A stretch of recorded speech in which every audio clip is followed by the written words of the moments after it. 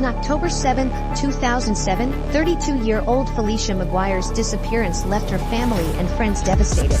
She was last seen in the Dorchester area of Boston, and despite extensive investigations and searches, she was never found. The circumstances of her disappearance were shrouded in mystery, and police received reports of suspicious activity by a person of interest. The case eventually went cold, leaving Maggie's loved ones with no closure. Was Felicia targeted by someone she knew? Was she the victim of a random act of violence? Today, we delve into the mysterious disappearance of Felicia McGuire to explore a mystery that remained unsolved for 15 long years until justice was finally served in 2023. But first, if you are new to the channel or haven't subscribed yet, please consider clicking the subscribe button, as it helps us and motivates us to create more content for you. So without further ado, let's dive right into this mystery. Dorchester is a neighborhood located in the southern part of Boston, Massachusetts. It is the largest neighborhood in Boston, covering a land area of approximately 6 square miles. Dorchester has a diverse population of over 90,000 people with a mix of ethnicities, including Irish American, African American, Caribbean American, and Vietnamese American. Dorchester has undergone significant development in recent years with new housing and commercial projects, making it an up-and-coming area in Boston. It is in this neighborhood that our story takes us today. Felicia McGuire was born into the picturesque world of Dorchester in 1975. Though her father's name is not known, she was raised by her mother, Erin McGuire, and grew up in a happy home full of laughter and love. In 1997, she gave birth to a baby boy and named him Nicholas Faye. From then on, he became the center of her world. However, the details of who Nicholas's father was and what happened to him are shrouded in mystery. Despite the hardships and challenges that life threw at her, Felicia continued to live in Dorchester with her beloved son and her mother, creating a home filled with warmth and love. She was also in a live-in relationship with a man named David Pena. Despite facing the challenges of being a single parent, she remained devoted to her child's well-being. With unwavering determination, she worked tirelessly to ensure that her child had the best life possible. Her love and dedication knew no bounds, and she went above and beyond to provide for her child, giving him all the care and support he needed.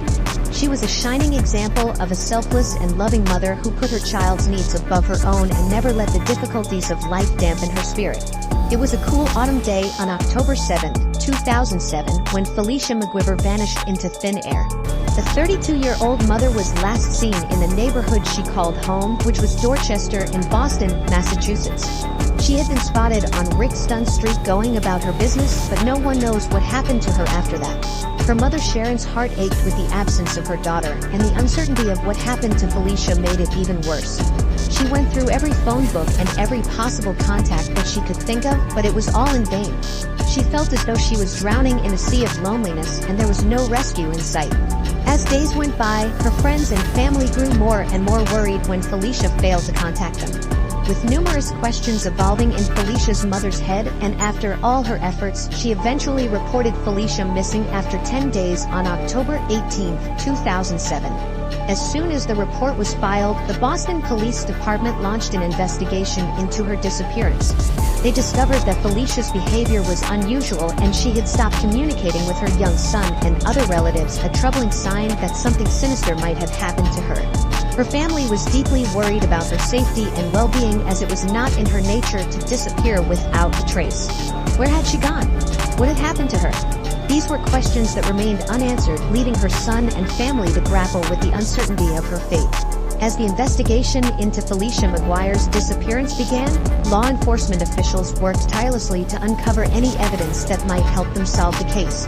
Detectives interviewed family members, friends, and neighbors, hoping to piece together a timeline of Felicia's last known movements. They also conducted extensive searches of the surrounding area, including nearby woods and bodies of water, looking for any sign of the missing woman. As the days turned into weeks and the weeks into months, Felicia's family grew increasingly concerned. Where had their beloved daughter and mother disappeared to? The Boston Police Department, too, was troubled by the lack of information surrounding her disappearance. In November of 2013, they took to social media to post photos of the missing woman, hoping for any information that might lead to her safe return. In the post, they described her in detail, her height, weight, hair, and eye color, and expressed their deep concern for her safety and well-being. She was a beautiful woman with chestnut brown hair and piercing green eyes that sparkled with life. She stood at a modest height of 5 feet 2 inches and had a medium build, weighing around 140 pounds. The search for Felicia had been ongoing for over 6 long years, and with each passing day, the mystery of her disappearance deepened. Despite dedicating an immense amount of resources and time to search for clues, her body had never been found. However, at this time in 2013, after the Facebook post, multiple witnesses' accounts surrounding Felicia's disappearance continued to raise suspicion. According to reports, the first unnamed witness who lived below Felicia and Pana's apartment at that time recalls Pana, her live-in boyfriend, showing up at his door in the early morning hours of October 7, 2007, wanting a ride to his mother's house on Devon Street. He was covered in blood and claimed that McGuire had stabbed him with scissors, but the amount of blood on Pana's shirt suggested something far more sinister had taken place. The witness said that Pana told him that he had shoved Felicia with force against the wall, causing her to hit her head on the bed or dresser. Pana, seemingly indifferent to her fate, stated that he did not know if she was still alive. But the witness's observations did not end there. They also noticed that Pana's right hand was swollen. When asked about it, Pana claimed that Felicia had struck him with a baseball bat. Days later, 2 other witnesses claimed to have seen Pana come back to the apartment that same night. Pana came back with another man at about 3 or 4 a.m. that night and went upstairs. After some time, they came back down carrying a rolled-up blanket down the stairs, possibly containing Maggie's body. Despite offering to help, the 2 witnesses were turned away and instructed to mind their own business. Adding to the mystery, another witness reported loaning Pana his brown 2005 Chevy Impala car in exchange for drugs and receiving it back with a broken and cleaned back seat, which could have provided access to the trunk. As the investigation continued, these unsettling details were raising questions about what really happened to Felicia McGuire and were drawing the police's suspicions towards David Pana. Investigators wasted no time and interrogated David Pana about the case. They also learned that he had a history of violence towards Felicia. Love can be complicated and messy, and this certainly seemed to be the case for Felicia and Pana. As Pana revealed to investigators, he was Felicia McGuire's live-in boyfriend at the time of her disappearance, and their relationship was far from smooth sailing. In fact, Pana had previously admitted to being involved in a violent altercation with Felicia at their apartment to the first witness who had spoken to the police. When investigators interrogated him about this, he confessed that Felicia lashed out at him with a pair of scissors, stabbing him in the shoulder. In response, Pana fled the apartment and sought refuge at his mother's house. But when he returned several days later, he was met with a startling discovery. Felicia was nowhere to be found, and her possessions had been removed. With no further evidence against him, and Pana saying nothing incriminating, police were forced to let him go. After this, the investigation into the murder of Felicia was a grueling journey filled with twists and turns that led to one dead end after another. Every possible lead was chased down. Every scrap of evidence examined, but the case grew colder with each passing day. The pain of Felicia's loved ones was palpable as they yearned for answers. Rumors and speculation circulated for years about the whereabouts of Felicia McGuire, the beloved mother who vanished without a trace in 2007. But in 2017, new hope was sparked as the FBI led a search in a dense wooded area in West Roxbury. The investigation, which lasted for days, was shrouded in secrecy, and details were not released to the press, leaving the public wondering what had led authorities to that location. Finally, the truth emerged. The search was indeed connected to Felicia's disappearance, and it was a crucial step in the long and arduous journey to uncover the truth. The search led the investigators to a witness who provided them with the shocking revelation that Pana had asked him to help remove items from the apartment, including a rolled-up carpet that was difficult to carry. He further stated that Pana and his accomplices had put Felicia's body in the back of a car and driven away at high speed. The witness who observed this claimed that he immediately suspected there was a body wrapped up in the carpet and blanket. Sadly, his suspicions were correct. The witness eventually helped Pana carry Felicia's body into a wooded area with a parking lot where they abandoned her body. The puzzle was almost complete, except for one crucial piece: the location of Felicia McGuire's remains. Despite multiple leads and witnesses, it seemed that the answer to this question would forever remain a mystery. The witness left the scene before discovering the fate of her remains. To make matters worse, this witness was not familiar with Boston and couldn't provide any clues as to where the body might have been dumped. The prosecutor was left with a frustratingly incomplete picture of the crime, unable to bring closure to McGuire's family and loved ones.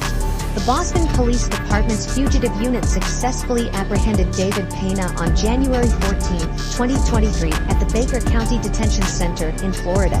Pena, age 33, had an outstanding warrant from Dorchester District Court for a murder charge related to Felicia's case.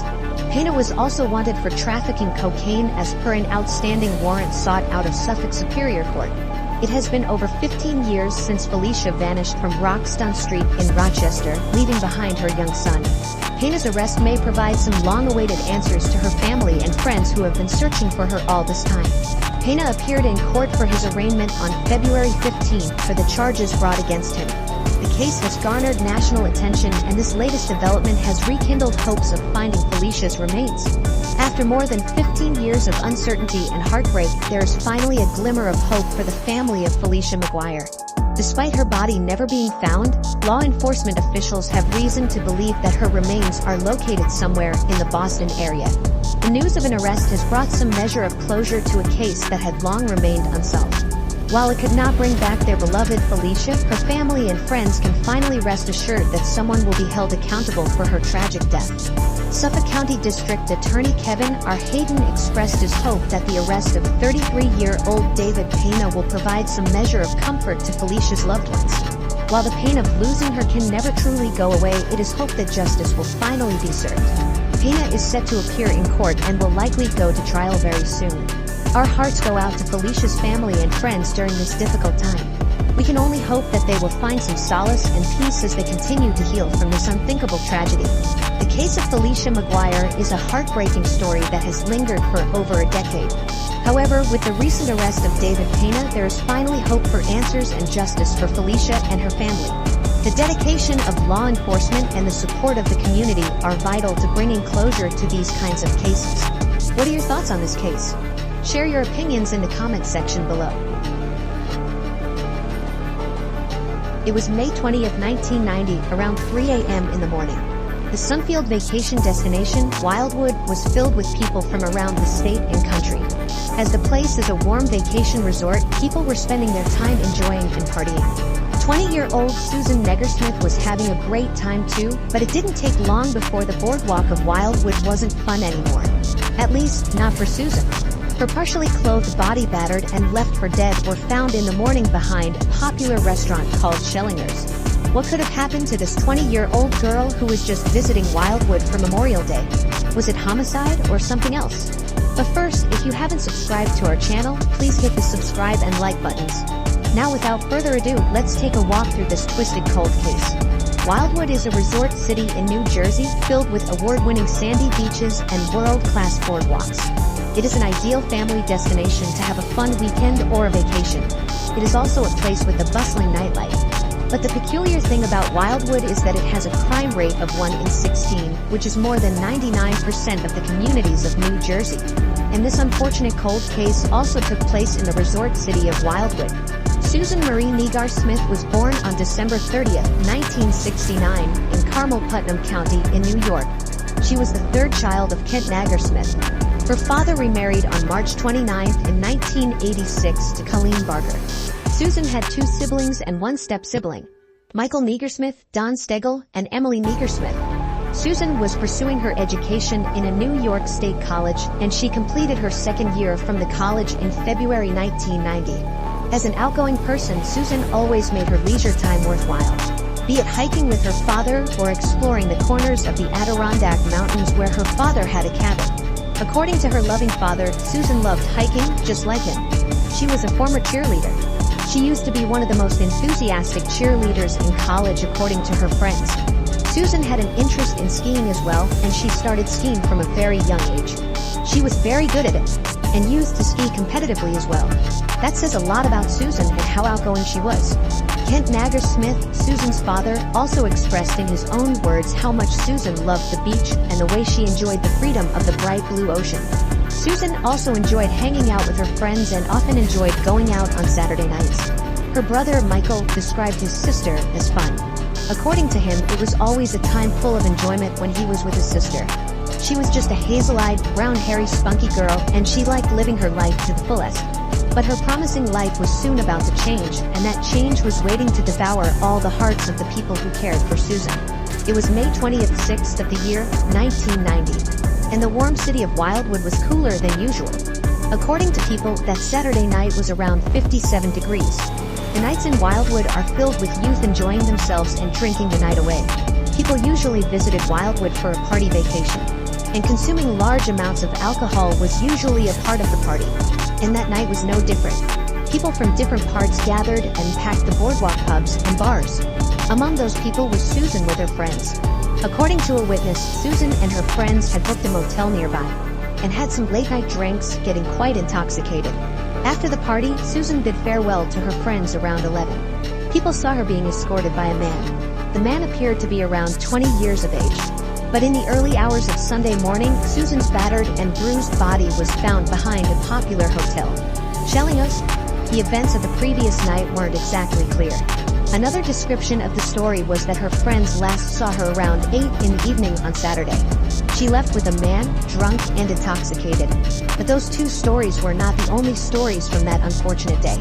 A stranger believed that he had met Susan that Saturday night, and he even wanted to escort her to the motel. But eventually, he left her in the area where she was found dead. When later he was asked if Susan could have been a victim of sexual assault, he replied that she was too intoxicated to be capable of consenting to sex. All the stories were quite different from each other, but they led to only one scenario. Her dead body, which was partially closed near a garbage dump. Her faded blue dungaree jacket was lost. Her pink t-shirt was lifted, and her black dungaree jeans were wrapped around her ankles, according to the police.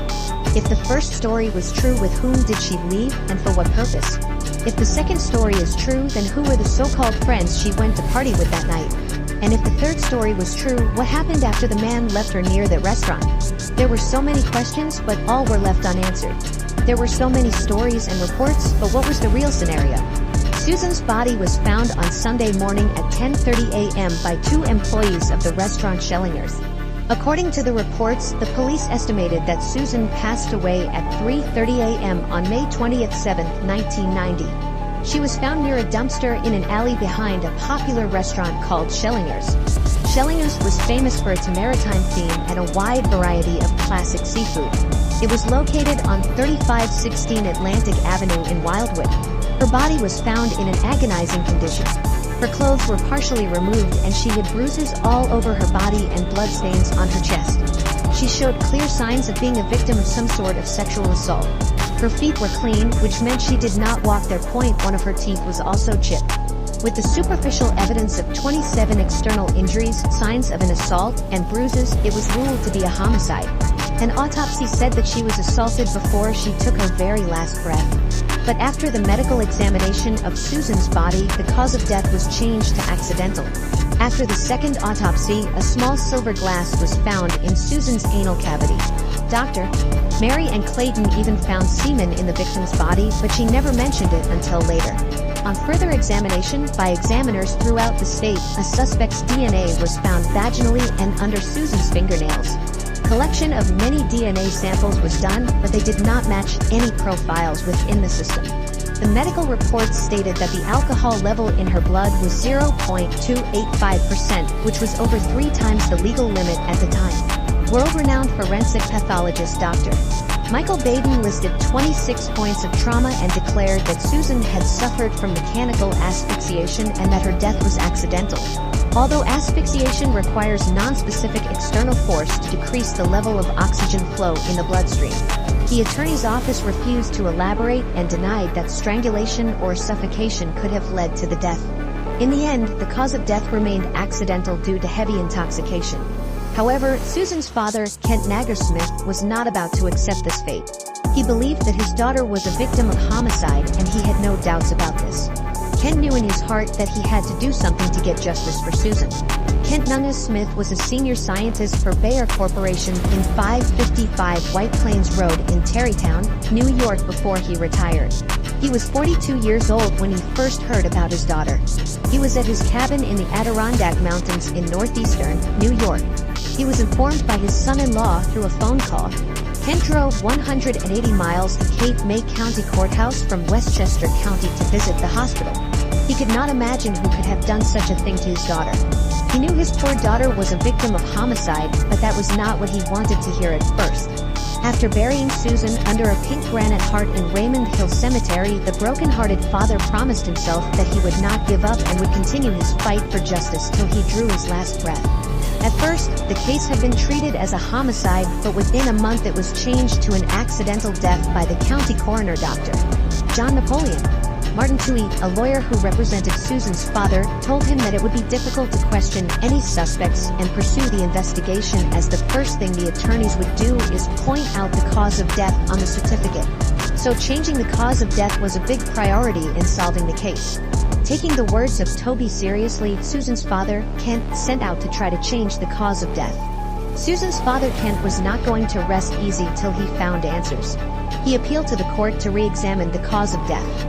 Even though the May County coroner and medical examiner denied his request to change the cause of death on the death certificate, Kent never stopped fighting for the justice he wanted to give his daughter.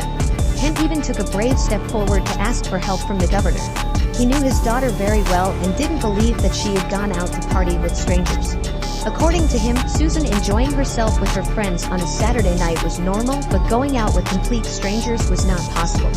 Kent even offered a $25,000 reward for leading to the conviction of the perpetrators of his daughter's death. Kent, after being denied by the medical examiner to change the cause of death, traveled across the state to find new results. And it was doing this that he caught a lucky break. Well, at a business convention in Texas, Kent took a bus to San Antonio to meet Dr. Vincent DeMayo, a board-certified forensic pathologist. Dr. DeMayo examined the reports thoroughly and had a totally different conclusion than that of the other examiners. According to him, all of the evidence he had seen in Susan's data pointed to a homicide and not an accidental death. He was sure of his findings that Susan was murdered. He agreed to provide his own report in order to help Kent. Kent met with more examiners and doctors, and everyone came up with the same conclusion: that Susan was a victim of homicide and her death was not accidental. With a new ray of hope and Dr. DeMayo's report, Kent was ready to face the Cape County officials and change the cause of death on the certificate. Finally, after 3 years in 1993, a new prosecutor was named for Cape May County. The new prosecutor, Steve Moore, had the same outlook as Kent. A lawsuit was filed, and it led to a review of the case, and re-examination of Susan's preserved larynx was done. During those 3 years, from 1990 to 1993, for Kent had any medical reports to support his statement, many medical examiners were involved in the case. Dr. John Napoleon was the lead examiner in the case. He declared confidently that the cause of death was accidental. And after the declaration, all other examiners involved concluded with the same result. But now in 1993, a Superior Court judge was asked to replace former Cape May County medical examiner Dr. John Napoleon with Dr. Elliot M. Gross. The change of the former prosecutor and the medical examiner really gave new hope to Kent and the rest of the family. In April 1994, Cape May County hired a special defense attorney in connection with a lawsuit intended to change the official cause of death. And in May of the same year, Kent filed a complaint in Superior Court to change his daughter's cause of death in the certificate. Dr. Elliot later weighed in, and after 5.5 years, Susan's death was officially declared a homicide in 1995. A bone was found broken in Susan's larynx by Dr. Elliot, which changed the course of the case. According to Cape May County Prosecutor Jeffrey Sutherland, many law enforcement professionals and investigators were involved in this case. Many private detectives were also closely studying the case, but closing the case was harder than they thought. The press of Atlantic City continuously covered the case, and Yvette Craig was the lead reporter who covered Susan's story closely from day one. Susan's half-sister, Emily, was also a center character in the search for justice. She was only 2 years older when her sister Susan passed away. Although it happened a long time ago and she does not remember much about her sister, Emily is now 34 and she still has vivid memories of the suffering they went through. Emily was very heartbroken and she believed that Susan in no world deserved to face what had happened that night in 1990. Susan's sister Dawn believed that the officials wanted to hide the truth so that Wildwood did not suddenly see a decrease in tourists. The state police investigators also inquired about hundreds of youths residing in West Virginia who were in Wildwood on that very weekend, but to no avail. To find a lead, many men who were of interest were asked to provide blood samples. Among them, the first suspect was Thomas Wolfe. an ex-resident of Wildwood, but he was found not guilty after his DNA sample showed that he had no relationship with Susan. 3 forensic pathologists, including Maryland's medical examiner, provided opinions for free, and the New Jersey Crime Victims Law Center took hold of the case. A resident of CL City in New York, Terry Downey, questioned the coroner's findings and protested why it took so long to find out what really happened, as it was so obvious that it was a homicide and that her father was right all along.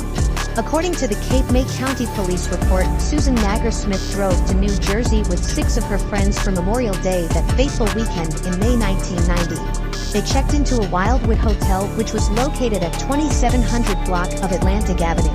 The evening was spent partying, drinking alcohol and smoking marijuana. Later that night and around 8 to 10 p.m. Susan left the motel. She then visited a gym during the midnight hours. The report continued, saying that she left with a man she met in the gym for a party at around 2 a.m. on Sunday morning. She was then seen on the porch of a nearby house, according to the police reports. The police were told by the witnesses that she was very drunk, throwing up and couldn't even speak properly. She even rebuffed advances by a man. They also included that she refused to ride home. Some officers also saw Susan walking unsteadily on the street accompanied by many men, but the police left after talking to one of the men. Another witness told the police that he offered to walk Susan back to the hotel, but she was too drunk to tell him the location of her hotel. So he left her leaning against the restaurant Schellingos at about 2:30 a.m. The next morning, Susan's body was found behind that very restaurant. As the cause of death in the initial stage was declared accidental, it caused a problem for the investigators to prove otherwise. And even Susan's father struggled to get this changed for many years. After the cause of death was changed from lethal cardiac arrhythmia to hypothermia due to alcoholic intoxication and exposure to homicide in 1995, many suspects were found. But the case went cold again after this due to a lack of suspects. But later in 2018, new technology had developed which breathed new life into the case. It helped the investigators to match the DNA profile of the suspect. In 2018, Emily, Susan's sister, traveled to Cape May County to meet with prosecutor Jeffrey Sutherland to discuss the potential for a new avenue of investigation, something called genetic genealogy analysis. We'll never stop them for the rest of my life until we can find someone. During the initial investigation, STR DNA, or the short tandem repeat DNA, was found in the victim's body, but it failed to match any suspect's DNA. But late in 2018, with a new knowledge of DNA technology, the Major Crimes Unit of the prosecutor's office started a genetic gene trace of the DNA profile. And with much encouragement and sincerity from Emily, the Cape County prosecutor Jeffrey Sutherland, the STR DNA test finally got a match. After the genealogy investigation, they found the DNA which the investigators had found at the scene so long ago belonged to a man named Jerry Rosato. 62 years old Jerry Rosato was a resident of Millville, Cumberland County in 2022. He was accused, and finally the authorities of Cape Town County arrested him on April 9, 2022. He was charged with second-degree sexual assault, which is subjected to imprisonment for 5 to 10 years by the law of New Jersey State Prison. The 33-year-old cold case was finally coming to an end. But sadly, Susan's heroic father, Mr. Kent Nager-Smith, could not be there to see his daughter getting justice. Ken passed away in 2016, still fighting for his daughter, and now rests together with Susan in the Raymond Hill Cemetery in Carmel. After being arrested, Rosato was extremely cooperative with the investigation. Rosato's defense attorney Shankas even mentioned that Rosato was not a flight risk and was voluntarily providing DNA samples at the trial. Rosato had a past of being accused of other crimes like larceny, burglary, and joyriding. But Shankas mentioned that those happened a long time ago and had nothing to do with what was happening now.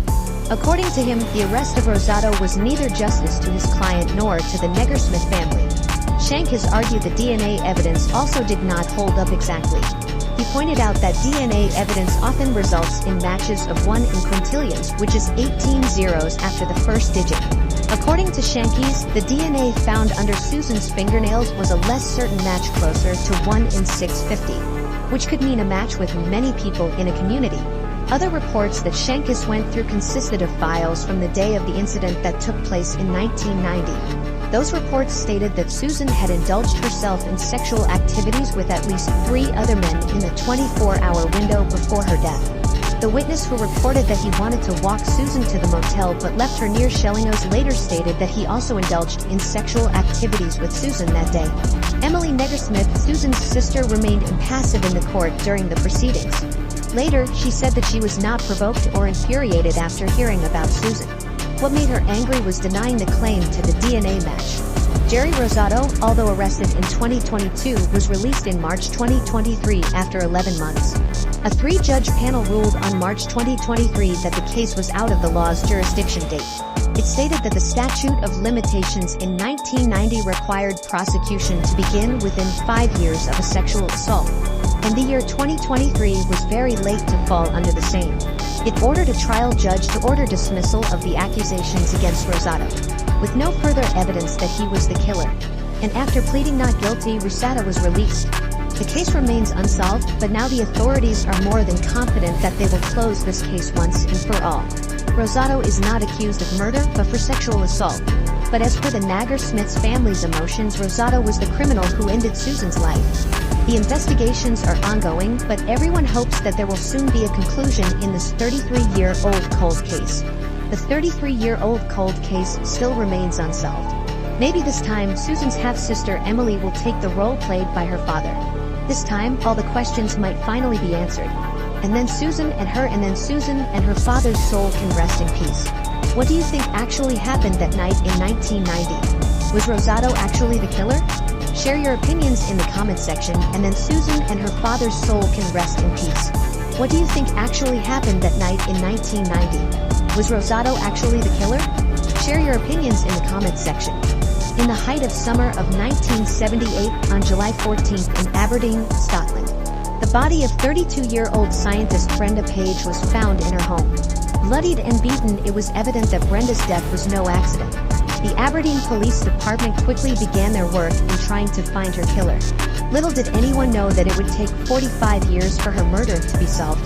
It was DNA testing, the very thing that Brenda researched in her work, that brought her killer to justice. Whose DNA did they find at the scene of the crime? What exactly happened to Brenda Page that took over 4 decades to solve? A 45-year-old cold case that was finally solved in 2023. But first, if you are new to the channel or have not yet subscribed, please consider clicking the subscribe button, as it helps us and motivates us to create more content for you. So without further ado, let's dive right into this mystery. Aberdeen, Scotland is a city rich in history. Its stunning architecture and natural landscapes make it a popular destination for tourists from all over the world. Known as the Granite City, Aberdeen offers a great variety of attractions and activities for visitors and residents alike. A vast choice of restaurants, shops, bars, and music venues make Aberdeen a city of leisure. Just outside the bustling city, Aberdeen also has mountainous ranges and beaches, which are popular for skiing, snowboarding, and water sports. No matter the kind of activities you are into, Aberdeen has it all. On top of its fun atmosphere, Aberdeen is home to many top-tier schools and universities. The University of Aberdeen Medical School is the top choice for aspiring medical students looking to achieve a career in helping others. The victim of the story, Brenda Page, worked at the school in hopes of helping those in need. Brenda Page was born in Ipswich, England in 1946. She had a loving relationship with her older sister Rita, who she always looked up to. Rita, along with other friends and family, described Brenda as being very loving, caring, and extremely intelligent. It was no surprise to them that Brenda would quickly excel in the world of science. Despite a 10-year age difference, Brenda greatly admired her older sister. Their bond was unbreakable, Rita often playing a motherly role in her young sister's life. Rita's motherly and protective nature over her little sibling showed the true sisterly love between them. While Rita was 10 years her senior, it was she who looked up to her little sister. Not only was Brenda incredibly intelligent, but she had a kind heart. She loved taking care of animals and owned and loved many pets throughout her life. Her kindness towards people and animals showed the true nature of her compassionate soul. Brenda also had an immense passion for learning. She never seemed satisfied with her vast knowledge and was always striving to learn more. Her love for animals and passion for science led Brenda to seek a degree in zoology at University College London. Graduating with first-class honors, Brenda happily and easily continued her education in pursuit of receiving her PhD. With flying colors, she achieved a PhD in genetics from the University of Glasgow. Brenda maintained her workaholic lifestyle and passion for learning throughout her career as a scientist. It was in 1970 when Brenda met her future husband at the University of Glasgow, Christopher Harrison. As a fellow student and skilled scientist himself, the two seemed a perfect match. On May 6 of 1972, they were married in Brenda's hometown of Ipswich. Together, the two scientists began work at the University of Aberdeen Medical School. To no surprise of anyone who knew her, Brenda's career quickly took off, and she became a genetic researcher and principal of the genetics department at the university. In 1976, after only 4 years of marriage, Brenda and Christopher began filing for divorce. It came to light that Harrison had been physically abusive to Brenda throughout the entirety of their marriage. Brenda's older sister Rita said her sister described her relationship with Harrison as like walking on eggshells. Rita stated that Harrison was completely unpredictable and that he could either be very nice or very nasty. These are often traits of an abuser. Abusers tend to reel in their victims by showing a kind personality, only to lift the mask and show their true nature. They can keep their victims hooked by inconsistently showing their nice side. After 4 short years of marriage, Brenda had had enough of the abuse and filed for divorce. Harrison had been accused of assaulting Brenda on various occasions and in various locations between 1972 and 1976. He was also accused of breach of the peace by threatening violence to her and placing her in a state of fear and alarm for her safety, including at the genetics department at the University of Aberdeen Medical School. Following their messy divorce, Brenda confided in her elder sister. She stated that she thought Harrison was stalking her, which prompted her to get a court order to keep him away from her. It is alleged that between 1976 and 1978, he also committed a breach of the peace by threatening to kill her and keep track of her movements. The divorce was finalized in October of 1977, less than a year before her tragic death would occur. In the aftermath of the divorce, Brenda moved into her own flat located on Allen Street in Aberdeen in Scotland with her 3 cats. She lived alone for the remainder of her life, which was tragically cut short at the hands of a monster. On the summer day of July 14, 1978, Brenda's neighbor, Elizabeth Gordon, walked over to Brenda's flat. Elizabeth, aged 68 at the time, had heard strange noises coming from the apartment the night before. When she hadn't seen Brenda the entire day, she decided to pay a visit to check on her. Elizabeth was not incredibly close with Brenda, but Brenda always made sure to say hello and make conversation with her in passing. Elizabeth noticed Brenda's kindness from day one and cherished their casual conversation. Brenda always made sure to check in on her elderly neighbor. On that July day, Elizabeth took notice of Brenda's absence and felt it was her turn to make sure her neighbor was okay. Making her way to Brenda's flat, she knocked on the door and received no answer. Reaching for the doorknob, Elizabeth was surprised to find that the door was unlocked. With her nerves rising, she made the decision to make her way into the apartment. At first, Elizabeth did not notice anything out of the ordinary. She called for Brenda and got no response. This prompted her to walk further into the apartment. As she reached Brenda's bedroom, a feeling of dread washed over her senses. As she entered the bedroom, absolute horror struck her to her very core. It was an image that she would never forget. Lying in a pool of blood, Elizabeth found Brenda's body on her bed. Her face was beaten so badly that it was hardly recognizable. Elizabeth immediately ran to phone the police. When they arrived, she explained the horror that she had just seen. She told the police through a flood of tears, "I saw nothing but blood and hair." Eric Grant was one of the first police officers called to the scene upon report of the death. As he walked into Brenda's bedroom and reviewed the scene, it was immediately apparent that a murder had taken place. The scene was like nothing he had seen before. Grant knew that a full forensic team would be needed due to the horrific nature of the crime. Brenda was lying face up on her bed, still dressed in her nightdress. She was completely covered in blood. Grant could tell that the lifeless body had received multiple pole blows to the head as it was beaten so violently that he could barely make out her features. Soon after, another police officer and forensic scientist arrived on the scene. Eric Jensen. He noted that Brenda was lying across her bed with her feet on the floor and her hands up towards her neck. It appeared that she attempted to fight for her life but lost the battle. Based on her position, she had been struck while either lying down or sitting at the edge of the bed. Still in her nightdress, Brenda was likely preparing for bed before being brutally attacked. Jensen immediately began his analysis and collected any evidence that could be found in the apartment. Upon his walkthrough, Officer Jensen found blood on the bedroom door handle and on the front door of the apartment. The blood was consistent with Brenda's brutal death, indicating that the killer made his way through the apartment covered in her blood. Pushing through the bedroom door and out the apartment door, the killer left a trail of Brenda's blood behind. Jensen also walked to the rear side of the apartment to search for signs of a break-in. At the back of the flat, he found a window that showed signs of being tampered with. Further inspection showed that the window appeared to have been forced open. From his examination, he concluded that a lever of some sort with a chiseled tip was used to pry the window open. Likely a crowbar or a similar tool. The detectives theorized that the killer had broken in through the back window and hidden Brenda's large wardrobe, waiting until she got home. Signs of assault were visible as well, with stains visible on Brenda's duvet cover that contained traces of foreign DNA. The cause of death in the initial autopsy was deemed violent assault. All of these indicators told detectives that this was not a random attack or a robbery gone wrong. Someone had deliberately targeted Brenda, and her murder was meticulously planned. During their investigation, detectives questioned multiple friends and family of Brenda to get any insight on who might want to harm her in any way and would be capable of committing such a horrible act. Immediately, fingers were pointed at Brenda's ex-husband, Christopher Harrison. Not one of Brenda's inner circle had anything good to say about Harrison. It had been apparent that Brenda was being abused by Harrison throughout their marriage. Elsa Christie, a close friend of Brenda's, told police that she had spoken to Brenda over the phone only a few days before the murder. She stated that Brenda was afraid for her safety and thought her ex-husband was going to hurt her. She really seemed quite terrified of him, she said to the detectives. Another friend, Diane Davies, stated to the police that Brenda was going to get a court order to legally keep Harrison away from her. For Davy, Harrison had recently attacked Brenda. He had thrown hot tea over Brenda during an argument, which left her with burns. Police also confirmed that Brenda had been hospitalized more than once due to Harrison's violence towards her.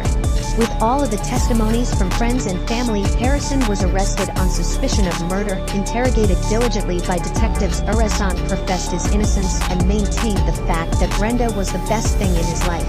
Even after the divorce, he did not give in to the pressure of the interrogation.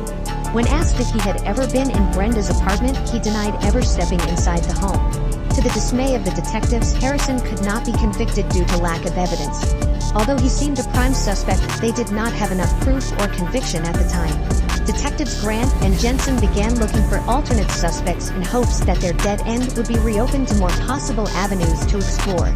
Through further interviews with family members, detectives learned that Brenda was having money problems and had taken up a second job as an escort. While in modern society, an escort is seen as a sex worker, this was not the case in 1978. Rather, escorts of that time were only hired to meet up with men and accompany them in social settings or meet with them publicly for dinner and conversation. Brenda enjoyed the second job, as it paid well, and she loved meeting new people. Brenda's escort services did not involve sleeping with her clients in any way. Police explored this avenue further, wondering if Brenda was hired by someone who may have had bad intentions. Days, weeks, and months went by, and detectives were unable to get anywhere with this lead. Two key pieces of evidence remained in police custody for decades in hopes that one day they could be re-examined with advanced technology. One of those was the DNA sample found on Brenda's duvet cover. The other was samples of the chip paint from her back window, the very one that the culprit forced open to enter her home. While investigators found what looked like dried paint inside of Harrison's vehicle, there was no way at the time to prove it was a match to Brenda's window. At the time of the murder, DNA testing was not used during investigations. Luckily, the investigators had the right mind to preserve these small pieces of evidence. DNA samples, paint chips from the window that was tampered with, and blood samples were locked away in evidence for almost 40 years before the case was finally reopened. It was in 2015 when detectives decided to reopen the case for further investigation. On hearing this news, Brenda's sister Rita Ling gave a public statement pleading with the people of Aberdeen to provide any information they could. She and the rest of their family had already suffered for decades with no closure in sight. Some of their family had passed away in the time since the murder, never knowing who had taken their beloved Brenda from them, and never getting the answers they so desperately needed. Thousands of tips flooded in, but none were substantial enough to prosecute any suspect. Brenda's murder became one of the longest-running cold cases in Scotland's history. In 2020, a breakthrough in the case finally occurred. With advancements in technology, it became possible for the DNA evidence to be tested and compared to the detective's list of suspects. Genetics testing, the very thing that Brenda had been researching in her career, provided investigators with a DNA match to the DNA samples found on Brenda's duvet cover. Being that Brenda was a genetic scientist herself, it was fitting that DNA testing is what helped to solve her murder. In her lab, Brenda researched how DNA can be compared between individuals and how genetics plays a role in one's DNA. Investigators were able to find a DNA match to the sample found at the crime scene, showing that it was 590 million times more likely to belong to one person than any other man. This DNA match, paired with witness statements and other clues, provided investigators with enough evidence to officially make an arrest.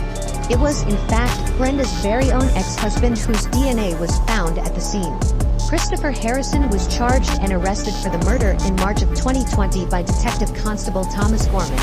The DNA match was the missing piece of the puzzle needed to finally charge Harrison with murder. Harrison could not be charged through speculation alone based on statements by Brenda's friends and family about their relationship. In addition to the DNA evidence, a paint chip was found on the window of his vehicle during the investigation of the murder. The evidence remained locked up until it could be further tested with modern technology and compared to the crime scene. Testing showed that it was a match to the paint on Brenda's window that had been pried open with a crowbar. Harrison was further accused of attempting to defeat the ends of justice by disposing of a watch, a bag, and contents, including a pair of shoes, with the intent to destroy forensic evidence and to avoid detection and prosecution. Prosecutors, Alex Prentice, a leading advocate deputy, and Crown Counsel, presented compelling evidence to disprove Harrison's false alibis, which he has stood by since 1978. Over the last 4 decades, Harrison has proclaimed his innocence, stating that he would never harm Brenda, or know anyone who would want to harm her. He argued that the world lost a brilliant scientist by no hand of his own. The DNA evidence proved otherwise. It was established that the duvet stain contained traces of his DNA. With genetic testing that was not available at the time of the murder, forensic scientist Andrew Gibbs said it was 590 million times more likely that the duvet burn sample came from Harrison than any other male. It was believed Harrison had forced open a window at the rear end of the apartment, and may have lain in wait for Brenda's return. After committing the late-night murder, he walked out through the front door and disposed of his blood-stained clothes, watch, and other evidence. The cause of death in the initial autopsy was violent assault. In the 1970s, autopsies were not performed as thoroughly as they are in today's society. Today, violent assault could mean an infinite number of things and would not be a valid cause of death. For this reason, a forensic pathologist named Marjorie Turner was assigned to the case after it was reopened. She was to re-examine the original autopsy notes and make an accurate and more detailed analysis in alliance with how modern autopsy reports are written. Turner was able to describe the death in graphic detail based on the original autopsy notes and pictures alone. Defensive injuries were found all over Brenda's hands, showing that she had put up a fight as much as she could. Brenda had extensive bruising on her hands as well as a dislocated finger. These are telltale signs that she fought for her life, as they were classic defensive wounds. The cause of death was deemed blunt force trauma by Turner. Brenda had been struck more than 20 times. This was indicative of severe aggression. Turner confirmed that a weapon had most definitely been used for the assault, and possibly more than one. Turner confirmed that Brenda suffered an immensely violent death. With Harrison's track record for violence, Brenda had feared he would one day be the cause of her death. In February of 2023, nearly 3 years after his arrest, Harrison's trial finally began. At 82 years old, he still pleaded not guilty to the murder. Presided over by Judge Lord Richardson, a lengthy court case ensued. The jury was not shown photographs of the injuries, but rather were presented with a 3D computer-generated model. After reviewing the evidence and hearing witness testimonies during the lengthy trial, the jury at Aberdeen's High Court made their decision in March of 2023. By majority, they found Christopher Harrison guilty of the murder of Brenda Page after almost 3 hours of deliberation. Lord Richardson, the judge on the case, handed out a life sentence to Harrison with a minimum of 20 years in prison. He ended his verdict by saying, "As a result of your senseless act, you have brought the life of Brenda Page to a brutal and premature end." Harrison, now aged 82, will likely die in prison for his crimes. Harrison showed no emotion after the verdict was delivered, and was led away handcuffed to a prison guard. The beautiful life of Brenda was tragically cut short at the hands of her own ex-husband. The accomplished scientist devoted her life's work to researching genetic testing. It was genetic testing that ended up solving her own murder, an accomplishment she would surely be thrilled to learn. A statement by her family was made after the guilty verdict was given. They stated, "We as a family are absolutely delighted with the verdict of today's trial. Not a day goes by when we don't think about Brenda and the horrendous ordeal she must have suffered that night." Brenda was an extremely kind, intelligent woman with her whole life ahead of her. It hurts us to think of the great things she would have undoubtedly achieved. 45 years is a long time for her family to deal with Brenda's loss without receiving closure. Every time the case was reopened or reinvestigated, this only reopened old wounds for her loved ones as they had to relive her tragic loss again and again. Unfortunately, Brenda's mother was not able to live long enough to see her killer brought to justice. She passed 14 years after her daughter's murder, unaware that it would take 45 years for her killer to be caught. But Brenda's sister Rita did live to see Harrison put behind bars. She knew that Harrison had always been guilty and was delighted to see him answer for his crimes. At least Brenda can rest in peace. Detective Inspector Gary Winter, the lead detective in the reopened case, added Brenda was never forgotten and hope remained that one day her murderer would face the consequences of his actions. For Brenda's family, colleagues, friends, and everyone who has worked on this case over many years, after over 4 decades, justice was finally served. Brenda's family and colleagues have commented on how pertinent and fitting it is that DNA has played a part in solving her murder, given her research work in the 1970s as a genetic scientist. With future advancements in this type of research, Brenda would be elated to know her own research has helped so many others get the justice they deserve. What are your thoughts on this case? We would love to know your thoughts in the comments section below. Do not forget to like, share, and subscribe to our channel. 24-year-old Aaron Fraser and his brother-in-law were building an outdoor shower and a swimming pool in the backyard of his childhood house in Jacksonville, Northeast Florida in December 2014. However, while digging through the backyard, he found something that initially seemed like a coconut but turned out to be far more gruesome. What was discovered in 2014 in that backyard by Aaron was later found to be the remains of his long-lost mother, Bonnie Hyam, who disappeared in January 1993. Who buried her in the backyard of her own house? Do you think Aaron knew anything about this event from his childhood? In this episode today, we will be discussing the twisted case of Bonnie Hyam. But first, if you still haven't subscribed to the channel, please go and hit the subscribe button and the bell icon down below. And now without further ado, let's get started. Jacksonville is located in the northeastern region of Florida, 350 miles up the coast from Miami and less than an hour's drive from Georgia. It is one of the largest cities in terms of area in the United States continental territory with 747 square miles. It is the 12th most populous city in the United States and the most populous city proper in Florida with just about 950,000 people living there. Jacksonville's cost of living is 7% less than the national average, making it an affordable home for many. The Florida-Georgia game, the annual college football game between the rival, Florida Gators, and Georgia Bulldogs, has been held in Jacksonville almost yearly since 1933 and is one of the largest sports events there every year. Jacksonville is also home to River City Pride, which is Northeast Florida's largest gay pride parade. But it was here in Jacksonville that a terrible crime took place in 1993. Born on May 20, 1969, in Scotland, Bonnie Lynn Picciuto was one of the 5 daughters of parents Robert Picciuto and Patricia Picciuto, who also had one son.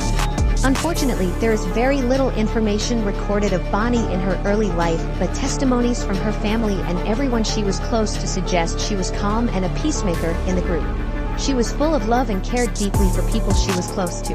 Bonnie was married to Michael Hine on September 12, 1987, when she was 18 years old, and the couple lived in their family home in Jacksonville, Northeast Florida. In 1989, the couple had their first and only son, Aaron. Bonnie and Michael worked in the same construction supply company, which was owned by Evie Anaheim and her husband.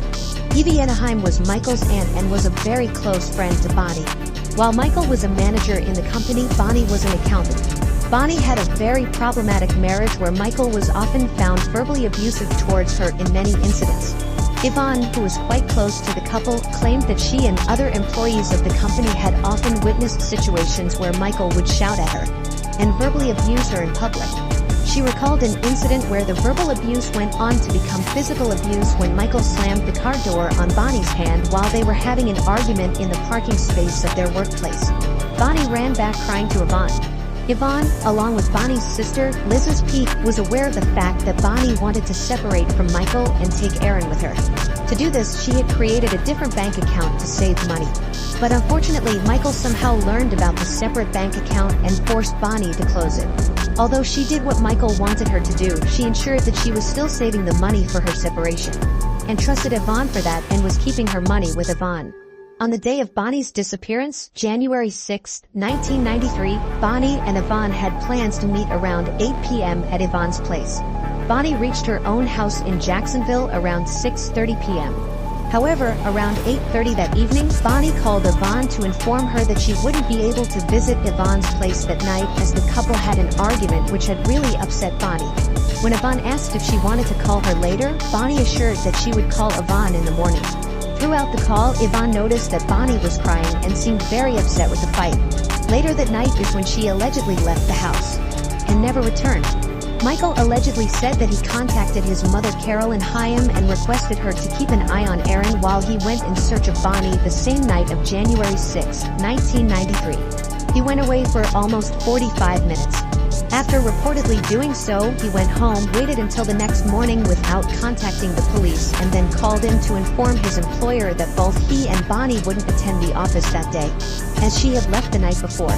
The following morning, Bonnie's purse, which included her cash, credit card, identification, and other items were found in a trash can behind the red roof in very close to Jacksonville by a maintenance worker. Upon the discovery of the purse, Michael reported Bonnie missing and said she disappeared on January 6, 1993, the previous night. Detective Robert Henson was the lead investigating officer in the missing case of Bonnie Hyam in 1993. The police quickly discovered Bonnie's abandoned automobile near the Jacksonville airport, which was close to the Red Roof Inn. Michael had admitted that Bonnie had left the house voluntarily at 11 p.m. on the night of January 6, 1993. They noted that the driver's seat was placed for someone of Michael's stature. It was pulled back more than what would have been comfortable for Bonnie. Authorities examined it and discovered a shoe print on the floor of the driver's side. It was discovered that it matched a certain style of sports shoe that coincidentally Michael owned. "Daddy hurt Mommy," "Daddy shot Mommy," and "Daddy placed Mommy in timeout" were the phrases used by 3-year-old Aaron when Detective Henson took a bold attempt to uncover the truth by arranging a child psychologist for Aaron. From what Aaron told them, the authorities began to look at Michael as a suspect in his wife's disappearance. They believed that there had been a domestic dispute, that Michael Hyam had killed his wife and taken her away, and that Aaron Hyam, the couple's 3.5-year-old son, had seen this. Later, Michael's parents' rights were taken away. Because Aaron was the only living witness to Bonnie's murder, the judge believed he was in danger of being mistreated. Another of Aaron's childhood claims was proven to be true in 1995. He revealed to psychologists that immediately after killing Bonnie, Michael threw a shotgun out of the car. After some time, he told his foster mother which bridge Michael had thrown it off of. It was discovered in the water below, and it was found to have been there ever since Bonnie vanished. It matched one that was discovered at Michael's house. Bonnie was ruled legally deceased in 1999. Aaron's name was changed to Aaron Fraser after being adopted by his foster family. His foster mother also stated that his version of events did not alter over time. He consistently told her and the police that Michael was Bonnie's murderer. He also drew images of himself shooting her when he was younger. In addition, he described her murder and how Michael's parents assisted him in disposing of her body in an essay he did in 8th grade. Later, Aaron and his adoptive parents sued Michael, blaming him for what happened. A civil court judge commanded him to pay Aaron $26,300,000 in 2005. And Aaron also received his childhood home in Jacksonville as part of the settlement. The main suspect in Bonnie's disappearance was Michael. He was suspected of abusing her physically and verbally. When he learned that she had created a bank account in her own name, he was furious. Yvonne saw that she was agitated and sobbing that night before she vanished following a disagreement with Michael. The day after she vanished, he decided to take a sick leave, but he did not initially report her missing. He didn't seem worried about her going missing, said Yvonne. He seemed to worry about the money she was keeping from him instead. The seat of Bonnie's automobile was further back than it would have been comfortable for her when it was discovered at the airport. It suggested that someone bigger, like Michael, had driven it. The last individual to do so left a shoe print behind. Michael wore identical shoes, and the sand and plant matter used in the print came from the same place as the material extracted from his shoes. The most shocking assertion made by Aaron was that he saw Michael murder Bonnie. The legitimacy of his claims as a 3-year-old was called into question, though. Although Michael's aunt, Evian, testified of witnessing incidents where Michael abused Bonnie verbally and physically on multiple occasions as she could see them at work regularly, Bonnie's father, Mr. Robert Pisciuto, kept on believing that his daughter had gone away voluntarily. And Michael had no role in the disappearance of his daughter, Bonnie. When the authorities presented the evidence, such as the footprints from the car that were a match to Michael's shoe, Mr. Pisciuto commented that he was unsure of what it implied. He further claimed that just because his footprints were found in his wife's car didn't mean he had ever hurt her. Moreover, the evidence of his grandson did not convince him. He commented that one must evaluate a child's credibility in the context of other factors. Although detectives had claims from Evian and Aaron which directly pointed out Michael Hyam as the culprit, for the following 2 decades Michael Hyam was just a suspect. Since there was never a corpse to be found and insufficient proof of physical evidence that could bring charges against him, the case went cold. Aaron acquired the home where he had previously resided with Michael and Bonnie as part of the settlement with Michael after the lawsuit filed against him by his foster parents. Almost a decade later, in 2014, Aaron went to his Jacksonville childhood home to renovate the pool area with his brother-in-law. That is when he discovered a big plastic bag in which there was something that looked like a coconut shell initially. However, as he observed it closely, he was horrified when he realized what he was holding was a human skull. Aaron immediately called Robert Hinson, the primary investigator of the Bonnie Hyam missing case, and also his therapist, and told them that he felt the human remains were his own mother's. The reason for Aaron to call Robert Hinson was because deep down Fraser thought of the same person who Robert suspected from the very beginning. As the remains were collected, the authorities also found a .22 caliber bullet casing. In August 2015, the human remains found in the backyard of Jacksonville were conclusively recognized as Bonnie's after DNA testing was conducted on it. The DNA test concluded that the body discovered by Aaron Fraser in the backyard of his childhood house in Jacksonville in August 2015 was, in fact, that of his own long-lost mother, Bonnie Hyam. Michael Hyam, being the prime suspect, was arrested by authorities from North Carolina on August 24, 2015. Since 1999, when Bonnie Hyam was officially declared deceased, Michael had been living his life with the life insurance of his deceased wife. Although Michael Hyam was arrested in August 2015, he pleaded not guilty to the allegations brought against him and was released on bail initially. However, on April 8, 2019, his trial finally started after multiple delays. Prosecutors Mac Hevener represented Aaron Fraser in this trial with evidence and witnesses that pointed out Michael Hyam to be the killer of Bonnie Hyam in 1993. On the other side, Janice Warren represented Michael Hyam and his innocence. The panel consisted of honorable judges like Lori Rowe, M. Kimberly Thomas, Rachel Nordby, and Stephen Whittington. In his opening remarks for the murder trial, Assistant State Attorney Alan Mizrahi said that the truth was always hidden in the backyard. In the trial, Mizrahi also pointed out that a .22 caliber shell was discovered close to the remains of Bonnie Hyam in 2014. And Aaron mentioned that Michael Hyam had tossed his .22 caliber shotgun off a bridge shortly after killing Bonnie. In fact, officials discovered the gun in 1995 beneath the water of the same bridge. Bonnie's death was not conclusively proven by the medical examiner, but Mizrahi claimed that Michael Hyam had shot Bonnie in 1993 and buried her thereafter. He asserted that Michael's actions and body language both before and after the murder show his heinous disregard for Bonnie Hyam's life. When Aaron was asked to give his statement, he said that when he picked up the thing that looked like a coconut in my backyard in December 2014, it turned out to be the top of her skull. He claimed that as he turned it to face the hole, he saw what seemed to be teeth.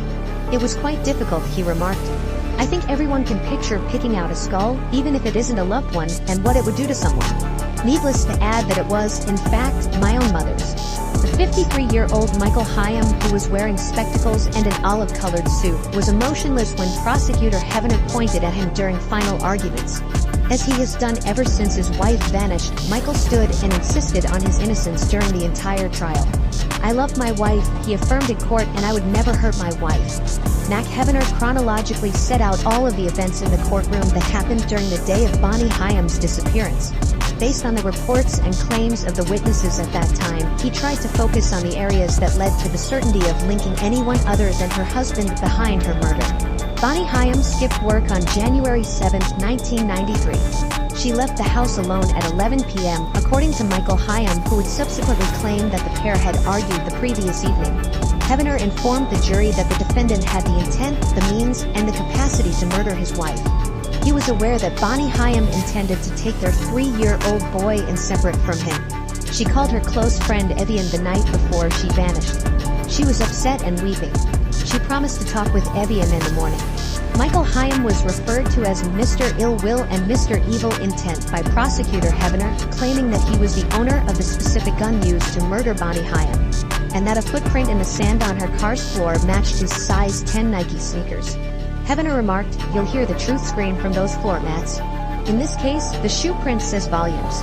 Just then, he had completed preparing the burial near Jacksonville International Airport, where police eventually discovered Bonnie Hines' automobile in an airport parking area. Bonnie Hines' handbag was initially discovered behind a red roof inn. Bonnie's car keys, according to Heavener, were in her handbag. She had left her house key and another car key at the couple's home. The prosecutor said that it was pretty strange to think that a woman could leave her son, her job, and leave her house without a set of keys that she normally uses, leaving all her earthly belongings inside. Aside from Michael Hines' assertion of innocence, the state's case, according to Michael Hines' defense attorney Janice Warren, was founded on innuendo and hypotheticals that don't exist. Michael Hines' innocence was asserted by the defense, not because they believed he is innocent, but rather because that is the case's legal position. If the case of Bonnie Hyam is examined carefully, there may be many grounds for reasonable doubt. Warren said that the prosecution was fabricating evidence in order to obtain a conviction. In response, Assistant State Attorney Alan Mizrahi reminded the jury that justice was necessary because the facts of this case demanded it. Bonnie Hyam is unable to receive justice. It depends on those who are looking for it on her behalf. In the courtroom, Michael Hyam testified about his love for Bonnie Hyam. He also provided testimony on his wife's mental state on their final night together in 1993. Before she vanished, Bonnie may have been unhappy for a month or two, according to him.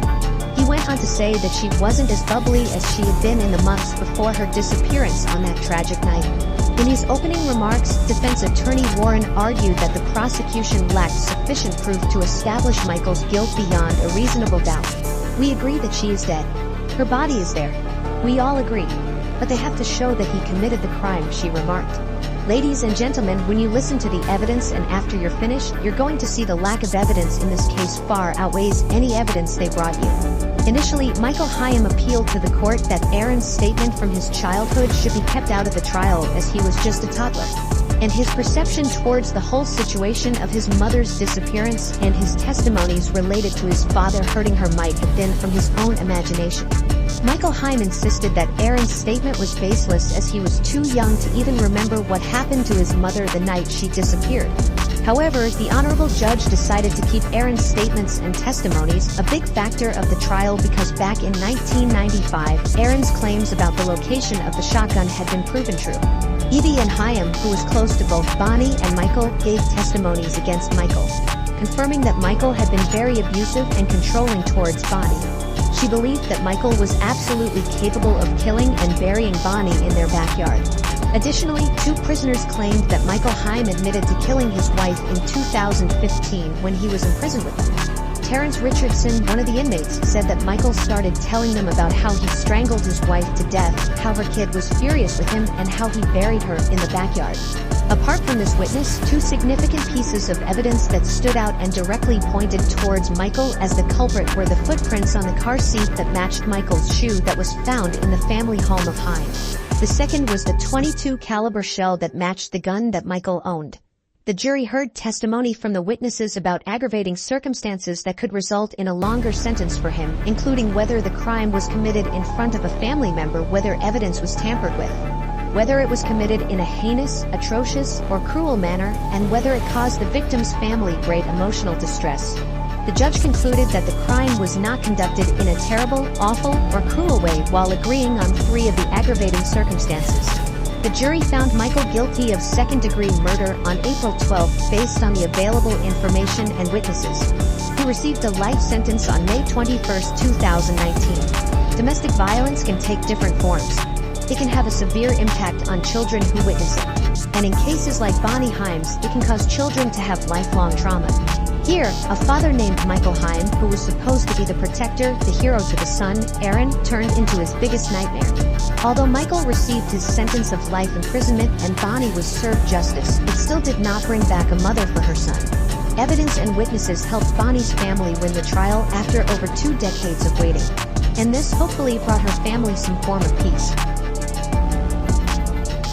Today, we are walking through the 34-year-long cold case of Barry Crane, which was finally solved in 2019. Before starting, we would like you to take a minute of your time to hit the like and subscribe button. Also press the bell icon to be the first to discover all the new cold cases. Now, without wasting any more time, let's jump into this twisted cold case. To the west of the famous Hollywood Hills lies Studio City, Los Angeles, originally known as Laurelwood. Studio City is a very sophisticated and luxurious place, and living in the city was like a dream come true for many stars. Studio City is known for its costly mansions and celebrity residence. Many famous Hollywood actors and celebrities like Bruno Mars, George Clooney, Will Smith, and Tom Cruise live here. The crime rates in Studio City are 28% higher than the national average, but violent crimes are 33% lower than that of the nation. This city was not supposed to be the deathbed of an energetic producer. But unfortunately, this is the place where a dreadful homicide took place in 1985. But first, we go back to the beginning when Barry J. Cohen was born in Detroit, Michigan, on November 10, 1927, to the family of Louis, Lou Cohen, and Sylvia Cohen. He had one sibling, Elliot David Cohen, and he was the younger of the 2 brothers. From a young age, the brothers spent a great deal of time with their father, who was a well-rounded man with varied interests. Their father-son bond became even stronger when the boys started learning to play the game of bridge from their father. Since his childhood, Barry was exposed to the entertainment business when he saw his father's business of movie theaters. His father, Lou, was the owner of many theaters and worked on civic projects while also continuing to play the game of bridge. Barry Crane got married to Arlene Anderson from Los Angeles in 1944 when he was just 17 years old. But it did not take long before the relationship fell apart.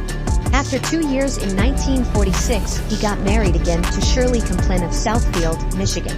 He had 2 children in his second marriage, Sherilyn and Ben. Barry was 20 years old and was attending the University of Michigan when his father Lou passed away in 1947 at the age of 53. The death of his father devastated him, and he dropped out of college. Unlike the successful professional life he was soon going to have, his personal life wasn't at its peak. The second marriage did not last long too, and in 1954, he got divorced for the second time. Barry, after failing in both of his marriages, wanted to change his life completely. He was looking for a fresh start and changed his surname from Cohen to Crane for professional reasons. In 1955, Barry moved to Los Angeles, California, with the aspiration of turning his life into something successful. Barry really needed a change in his life, and soon his hopes were about to become true. He first worked in the Pasadena Playhouse, which is a venue for performing arts. He started his career in television entertainment and shopped an original screenplay that became part of the 3-picture deal between RKO Pictures and King Brothers. The title of the script was The 7 Lanterns of Japan, described as The Asphalt Jungle, a 1950 film noir directed by John Huston with a Japanese setting. The film was not made, but that was the starting point Barry needed in the industry.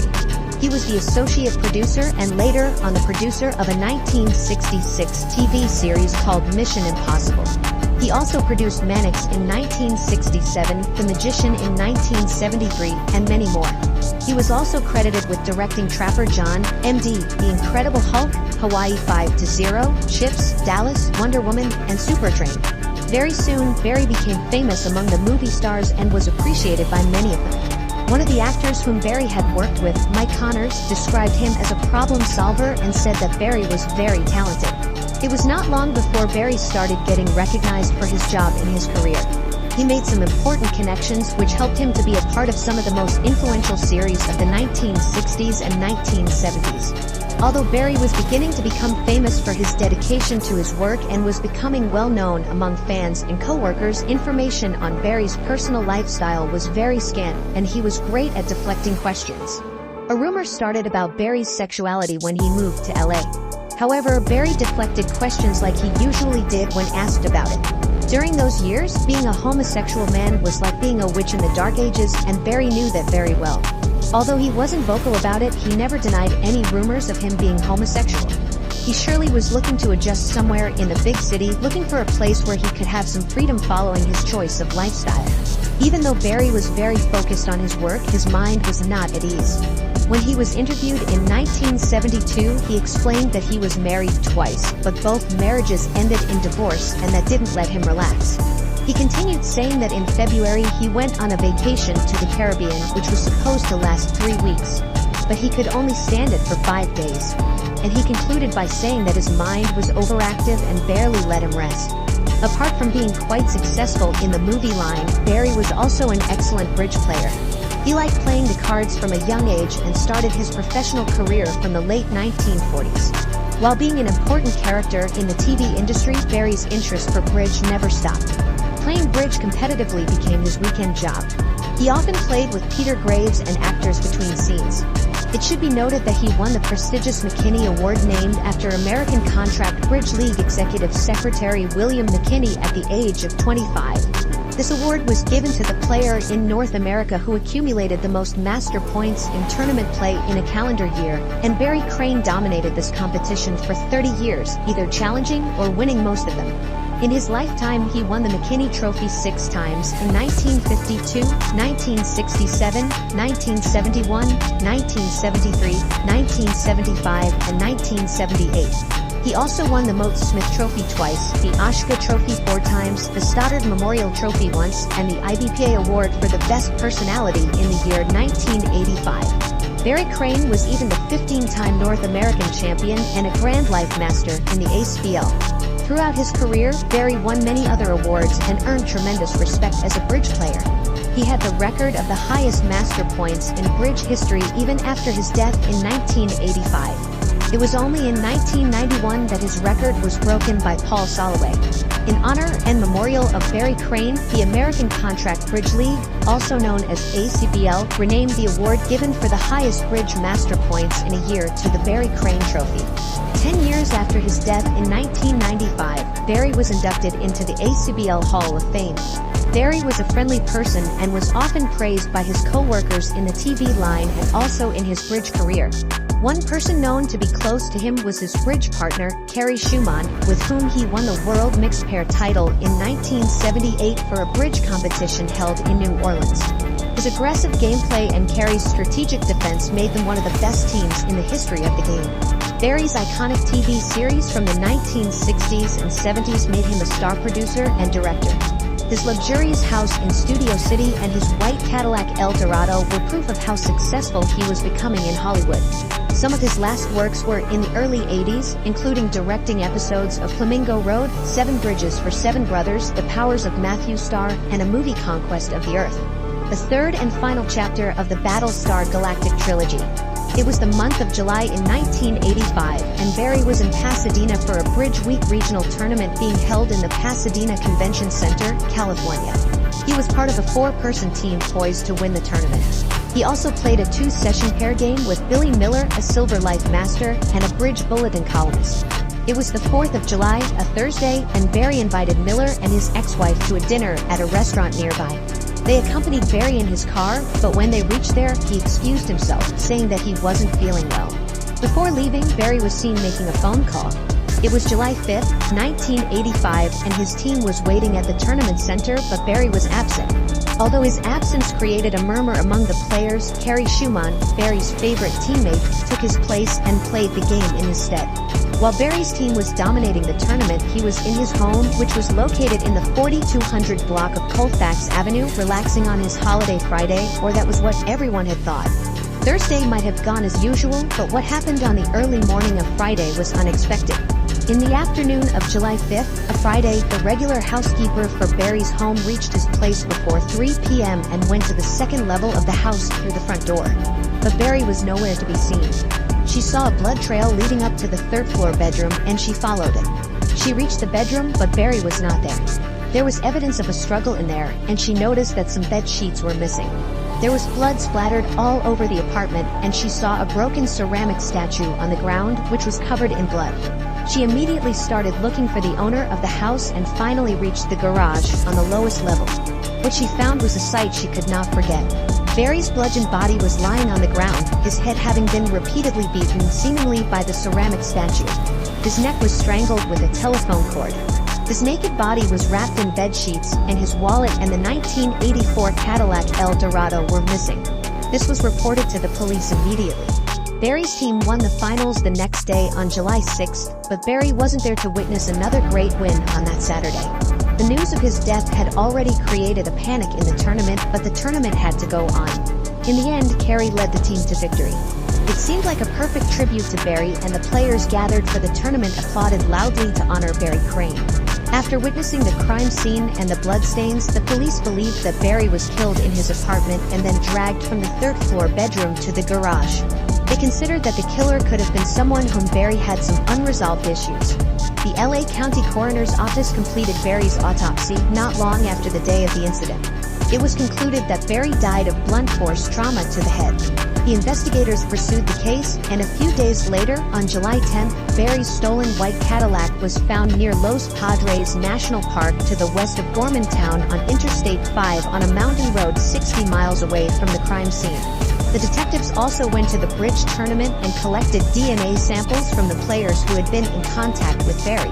They were asked to provide samples of hair, fingerprints, and blood for the DNA reports. According to Dennis Sorensen, an accomplished bridge player, the interrogation was quite exhaustive. Some cigarette butts were found in the car, along with some blood samples. Using the help of forensics, some tests were done on the DNA collected from the cigarette butts. 5 of the buds had a different DNA sample than that of Barry. The DNA was collected, and they also took a fingerprint which they believed might have belonged to the suspect. It seemed that the case would close very soon and the suspect would be found, but that was not what happened. Even after the DNA was found, matching it to a person was a very difficult task for the investigators. The search continued for many years, but to no avail. The police interrogated many people in and around the area, but arrested no one, and not even a suspect was found. They interrogated people, but very little information was gathered from them. The case slowly faded after 1986 and remained a mystery, eventually turning cold. The sudden death of Barry Crane sent a wave of shock through the hearts of many bridge players who were in the city for ongoing bridge competitions. As a first-class bridge player, Barry's death was heartbreaking in the whole bridge community. The LA Police Department started investigating the players who were in Pasadena for the competition and had seen Barry or known him. The entry slips that had been filled out by the tournament player were taken in as evidence, but no one was accused or taken into custody. Barry's partner, Carrie Schumann, was heartbroken, and she couldn't believe that Barry would be a victim of homicide. She had no clue who could have done something like that to Barry, but she was definitely in the hope that the case would be solved quickly. According to LA Police Lieutenant Ron LaRue, Barry's home was not ransacked, and there was no evidence of forced entry. He believed that Barry must have known the killer and let him into his apartment by will.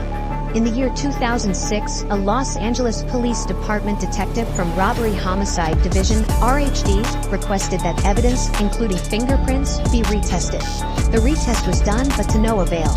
The case still remained unsolved, and 2 decades had already passed. The search for the suspect continued, but the police and the investigators found no clue that could lead them to the solution. Later in 2018, the RHD requested to test the fingerprint and other evidence gathered once again. After an attempt in July of 2018, RHD received a forensic match to Barry's suspected killer.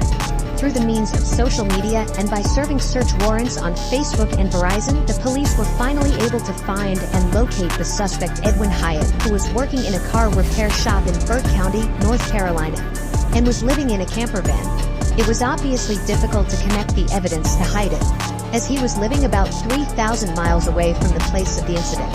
After locating Hyatt, the FBI was on constant alert, and looking for a chance to collect Hyatt's DNA sample without his knowledge. It was finally possible when Hyatt stopped in a parking lot near his car repair center and drank a cup of coffee and smoked some cigarettes. An FBI surveillance team took the disposable coffee cup and discarded cigarette butts without Mr. Hyatt's knowledge, according to court documents. These were then sent for testing. And by January 19th, the police finally got the DNA match. Edwin Jerry Hyatt was born in 1967 and grew up in North Carolina. Hyatt from a very young age showed signs of delinquency and indulged himself in drugs. The murder of Barry Crane was not the only accusation that Hyatt was charged for. Even before his arrest, for the 34-year-old cold case of Barry Crane, he had faced a charge for stealing a vehicle. He was caught with a stolen car in Utah in 1985, in the same year of Barry Crane's homicide. In 1997, Hyatt was charged with domestic violence. A witness told the court that Hyatt had beaten and choked his wife till she vomited. That was when Hyatt's fingerprints were uploaded to the police database. After he was found guilty, Hyatt got a divorce. That's not where Hyatt stopped. He apparently threatened to burn down the house where his ex-wife lived. In 2013, Hyatt moved to Connolly Springs and he started working for Turning Leaf Tree Service until he had an accident. And in 2014, he started volunteering at the Oak Suite and Creek Assisted Living Center. Later in 2018, according to the LAPD, homicide detectives traveled to Rutherford College, North Carolina, and interviewed Hyatt on the 8th of March 2019, where Hyatt confessed to murdering Barry Crane.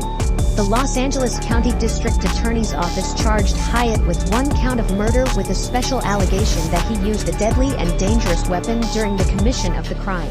And they also issued an arrest warrant on the 3rd of May. The motive was not found, but if Hyatt was found guilty, he could face the maximum sentence of life imprisonment. Edwin Hyatt was later arrested by the FBI Fugitive Task Force on the 9th of May 2019 in North Carolina for the murder of Barry Crane. From there, he was moved to California. As Hyatt was let out of a sheriff's station in May 2019, he told reporters that he had been living in Burke County, North Carolina, and working at a Mercedes-Benz auto shop in neighboring Caldwell County.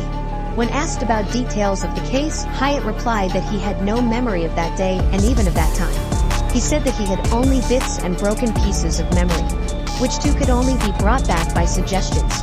He didn't even remember Barry when he saw his photograph, but later recognized him after the officers mentioned Barry's name. When the reporters gathered around Hyatt while he was being taken to court, he answered that he is trying his best to pass through that phase. On further interrogation, Hyatt confessed that killing Barry was very possible back then as he was addicted to drugs during that time. He would have been 18 years old when Barry was killed in his apartment. Even though Hyatt had a terrible and chaotic past, his co-workers mentioned Hyatt as a generous man. At the time of his arrest, Hyatt was working at Second Chance Engine Repair, a car repair shop in Rutherford College, North Carolina. He was described as a very humble and generous person by all of his co-workers. A co-worker, Jason Smith, said that Hyatt used to share his small earnings with him and even compared Hyatt to a father. He continued to say that Hyatt had known him for just 2 or 3 days and had earned $40 and still shared half of it with him. Another co-worker, D. Hall, told the investigators that Hyatt was very polite and he would never even hurt a fly. The most interesting part of the interrogation that they had with Hyatt's co-worker, D. Hall, was that when she was asked about Barry Crane's murder, she hesitated to speak up. And Hall ended up saying that she had nothing to say about it. She said that even if it was a homicide, it might have been self-defense from Hyatt's side. And the story should be told only by Hyatt and not by any of them. Hyatt believed that whatever he was back then, he was nothing like that now over 30 years later. He believed that everything was left in the past, which he didn't even remember, and that he had changed into a completely different man. His co-workers had the same belief and said that whatever happened 30 years ago and he was different now. From Hyatt's friend, Ernest Ward, it was understood that Hyatt started believing in Jesus and helped everyone in the name of Jesus.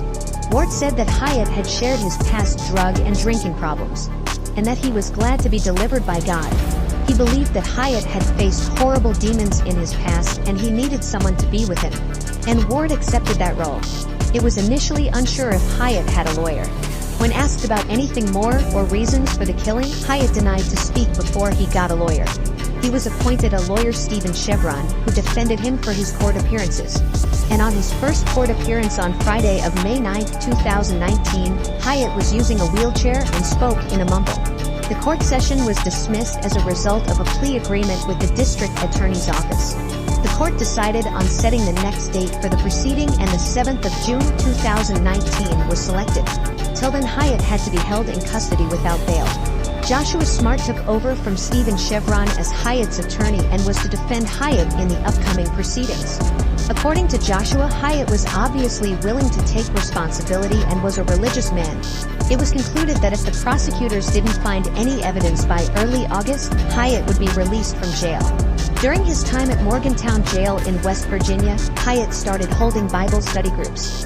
And one of his friends from North Carolina, Ernest Ward, said that Hyatt had become a devout Christian and had been praying to be free from that phase. On the 5th of August 2019, Hyatt was served with the governor's warrant, which ordered he be extradited to California. Hyatt was then extradited to Los Angeles, California on the 15th of August 2019. On October 8, 2019, Hyatt appeared in a Van Nuys courthouse in Los Angeles and was charged with 1 count of murder, to which Hyatt pleaded not guilty. Deputy District Attorney Beth Silverman of the Major Crimes Unit became the prosecutor of the case.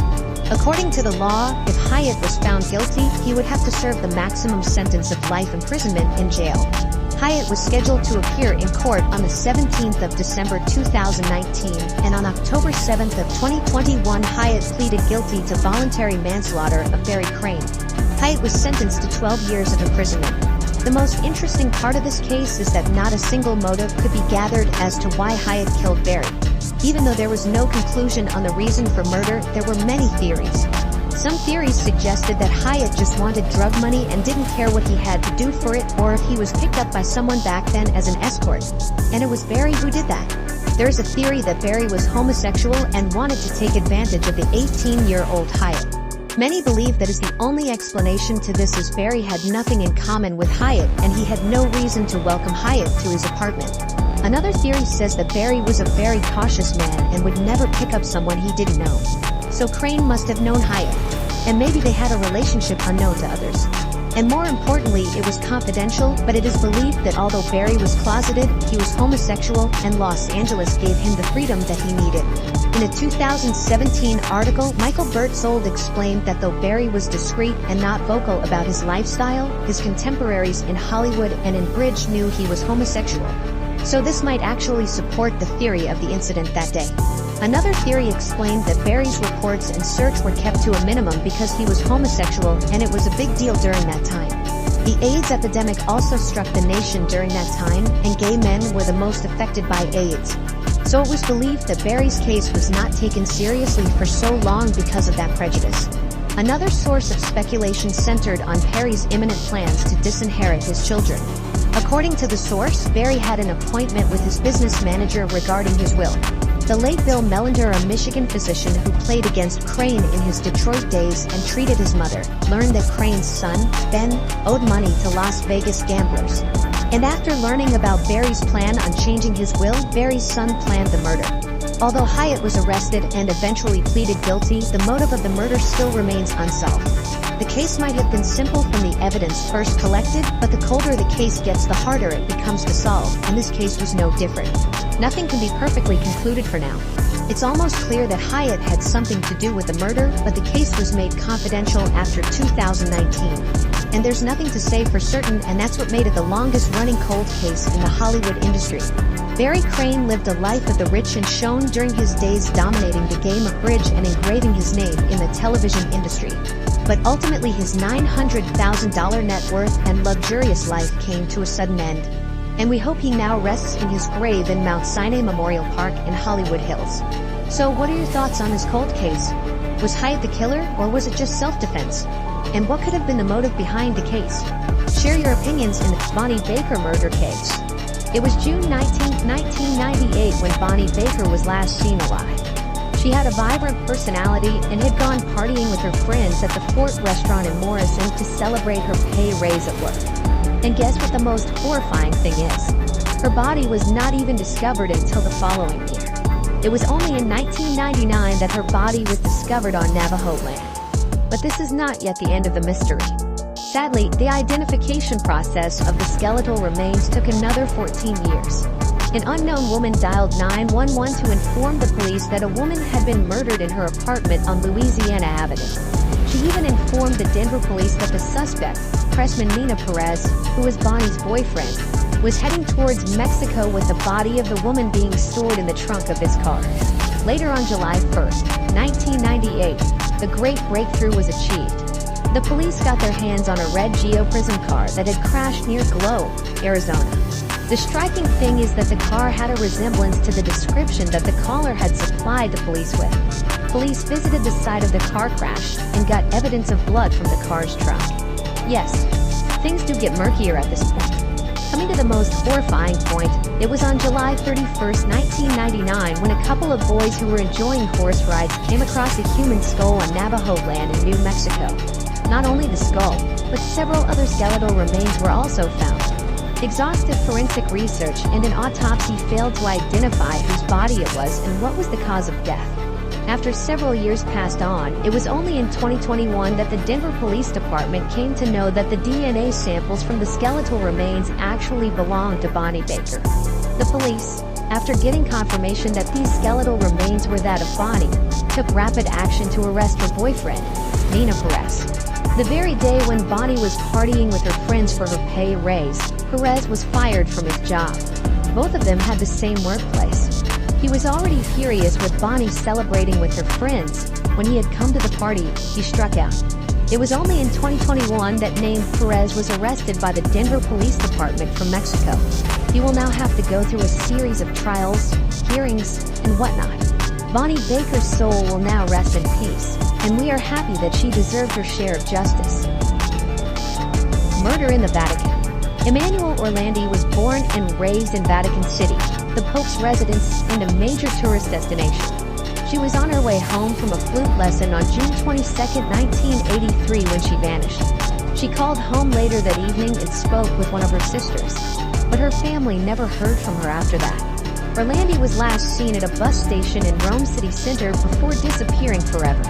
In July 2019, forensic researchers discovered a strangely empty crypt while searching for Orlando's remains. Since 1983, the Orlandi family has been following leads concerning Emmanuel's disappearance, which has taken them down unusual paths. They petitioned the Vatican in 2019 to gain access to Princess Sophie of Owen-Lewis's grave, who died in 1836. In an anonymous letter, a source directed them to the tomb, and they opened 2 burial sites where Orlando's remains were allegedly buried.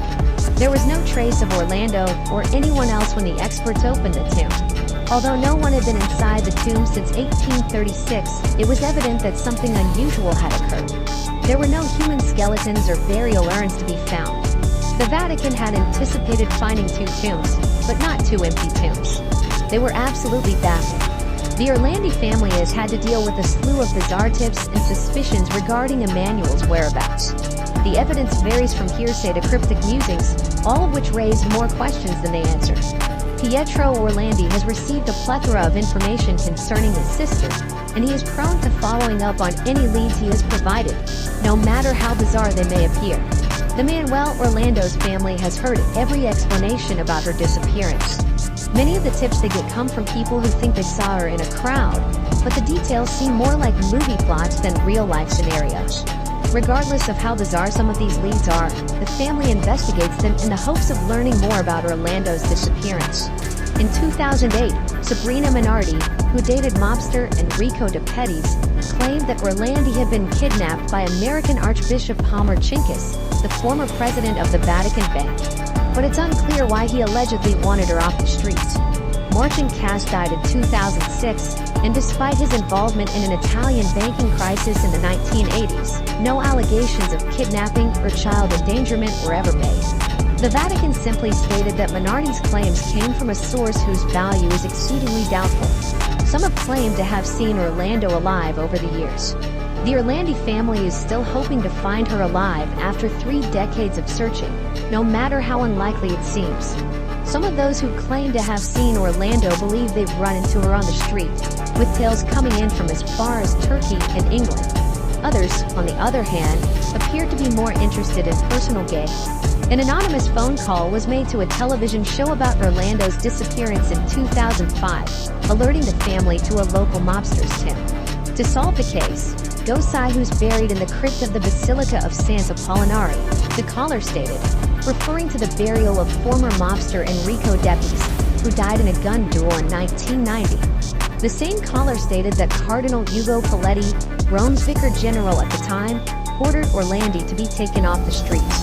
The tipper, however, did not provide any additional information on Paletti's involvement, nor did he provide any evidence to back up his claim. When forensic experts explored the grave, they discovered not just Petty's remains, but also numerous more bones. The police claimed they'd analyzed the remains to see if any belonged to Orlando at the time, but no findings have been released.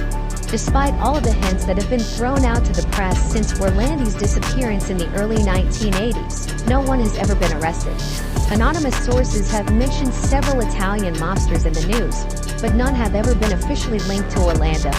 Mammoth Elias Fleekker's assertions were essential in hindering further investigation into the issue. Bulgaria and Spice and the KGB have also been blamed for the crime, in addition to the Grey Wolves and a nebulous Masonic organization. Roberto Calvi, one of the suspects, was discovered hanging in London just before Orlandi vanished. Everyone, including prominent members of the Vatican, seems to have an opinion about Emanuele Orlandi's disappearance. The Vatican's leading exorcist, Father Gabriel Amorth, believes Orlandi was kidnapped to be shuttled around sex parties and used as a slave. The allegation is debatable, and Amorth has no evidence to back it up, but he is adamant in his conviction. In addition to his theories concerning Orlando's presumed captivity, Amorth is convinced that someone from the Vatican assisted in her abduction and that she has since died. He told the publication Les Tampa this was a sexually motivated crime. Parties were planned with the Vatican gendarmerie serving as the girl's recruiter. Diplomatic staff from a foreign embassy to the Holy See were participating in the network. Emanuela, I feel, became a victim of the circle. Emanuele Orlandi's family has concluded that more than one person is responsible for her abduction. Decades after she went missing, they haven't indicated whether they believe the death was caused by a government or religious organization. But her brother Pietro Orlandi finds it inexplicable that no one has come forward with concrete evidence. I'm incapable of accepting injustices, especially when it involves my sister, especially knowing that there are people who know what transpired throughout the years.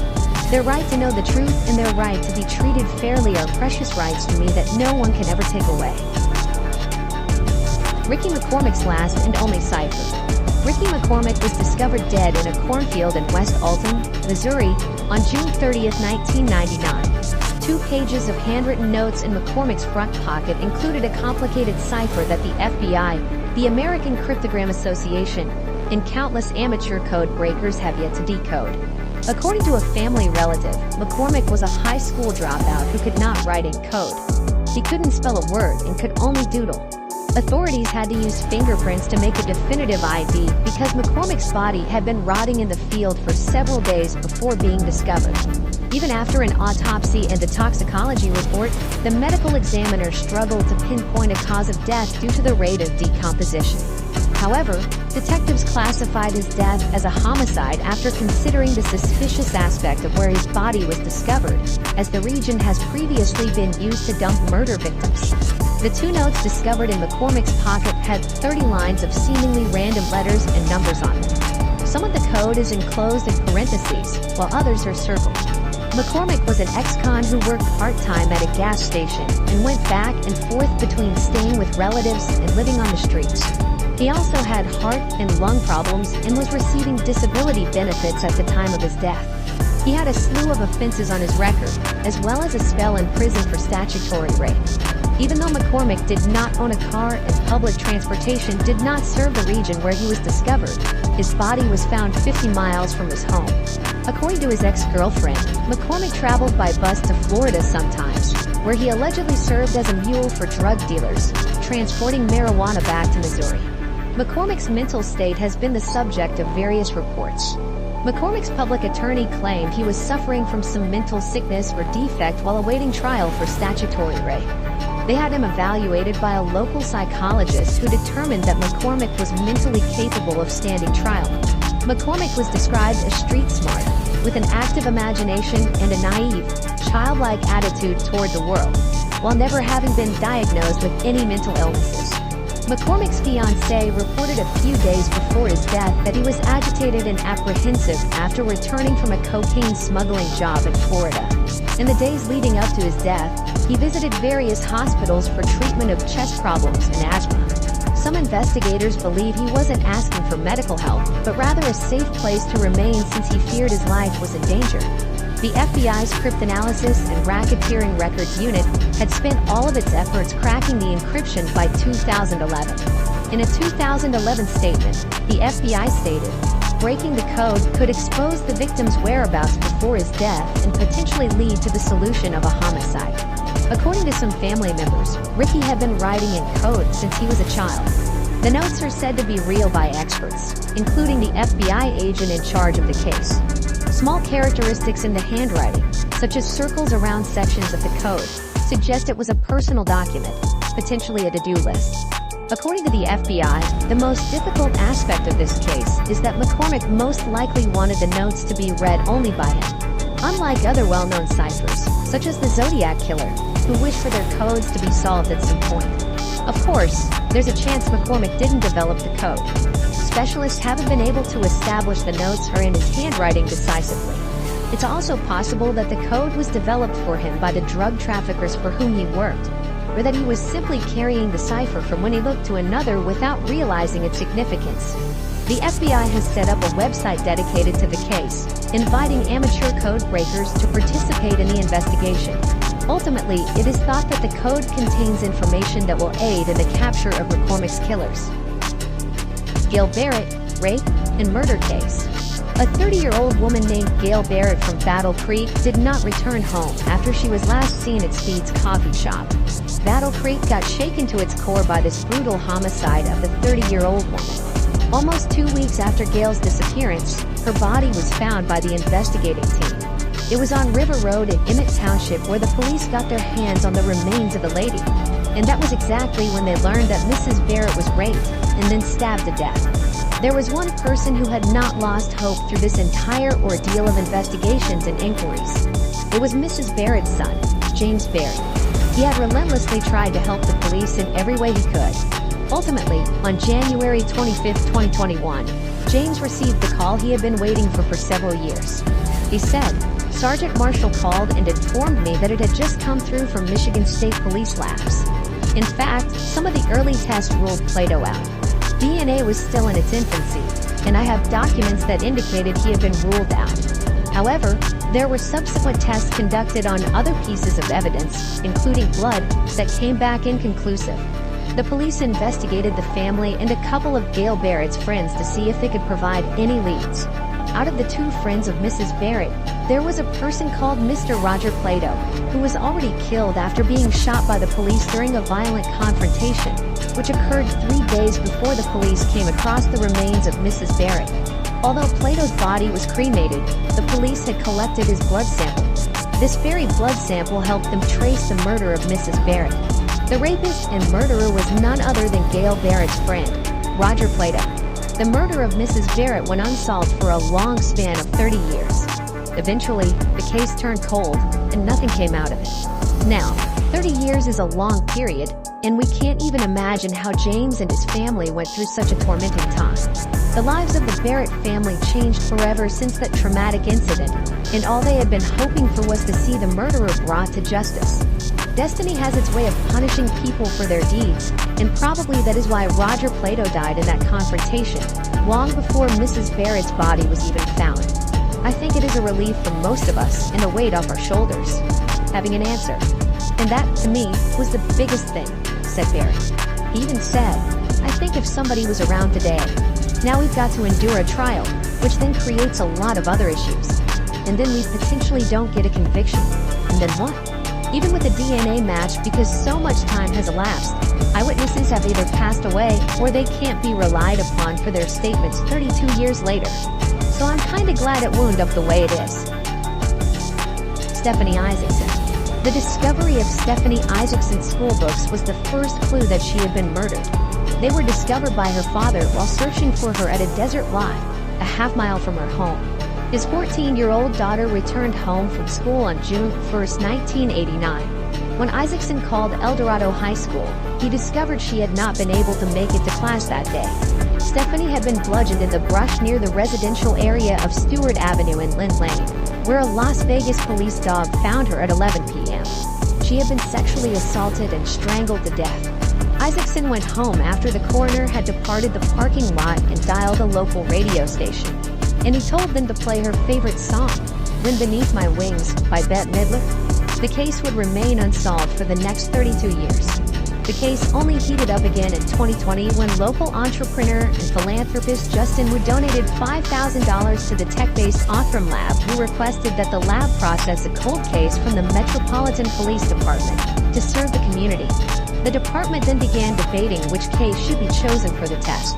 Dan Long, a cold case investigator, said his associate, Terry Miller, was the one who dug up Stephanie's file first. Miller built a friendship with her family over 3 years and gave updates every 6 months. At first, the lab was unable to match the DNA found in Stephanie's clothes. Nonetheless, Miller pressed on. In January, police sent the remaining 12 tenths of a nanogram of DNA, that is the equivalent of 15 human cells, to the lab. For reference, a normal consumer genetic test on a site like Ancestry.com uses at least 750 nanograms. In July 2021, the department announced a match, breaking the global record for using the least amount of DNA to solve a case in the process. Othram Lab was able to create a DNA profile of the suspect using the limited usable sample. From there on, genealogists created limbs of a family tree. Investigators probed deeper into the case and came up with 2 plausible culprits. They eventually settled on Darren Roy March, who was charged in 1986 with killing a 25-year-old woman. Unfortunately, there will never be a trial. He committed suicide at the age of 29 in 1995. The DNA logged at his suicide was a match for the semen on Stephanie's garment. Stephanie's family was devastated by the news. During a recent phone conversation from his home in South Dakota, her father stated that son of a bitch got me twice. The first time he killed my daughter, and the second time I didn't get a chance to see him in the eyes. March's biography has become hazy over time, and his family has declined to comment. However, some facts have been preserved. When he was 20 years old, he was charged with strangling 25-year-old Nanette Vandenberg in March 1986. Vandenberg was discovered naked in her East Tropicana Avenue apartment's bathtub, and March's fingerprints were discovered near the body. According to his arrest report, Martin was with Vandenberg at the now-defunct Nirvana Place Casino when she was killed.